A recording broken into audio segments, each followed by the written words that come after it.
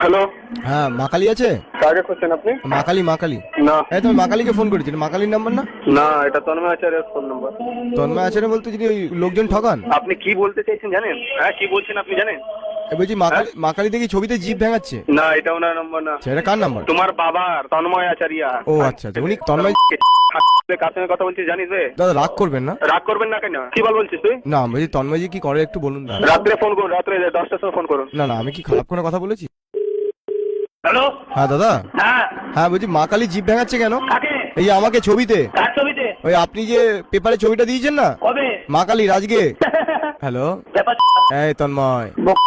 এ তন্ময়, মা কালীর আরাধনা করছো আর এই হচ্ছে মুখের ভাষা। এই পাপের জায়গা হবে না, ভগবানের নাম নিয়ে লোক ঠকানো। নরকেও জায়গা হবে না তোর, পরের জন্মে কুকুর হয়ে জন্মাবি আর আমি তোকে পুষবো পাপি।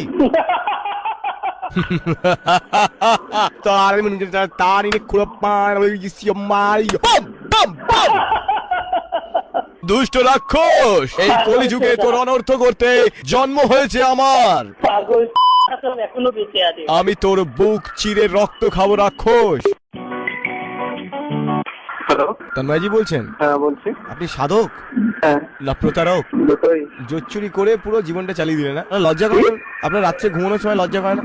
লজ্জা দেখাচ্ছে, ধরুন লজ্জা ভালো ভালো করে শুনবেন এখন। আপনার একদমই লজ্জা করে না? রাত্রে ঘুমানোর সময় হালকা করে লজ্জা করে না? হালকা। হ্যালো। হ্যালো। বম কালী।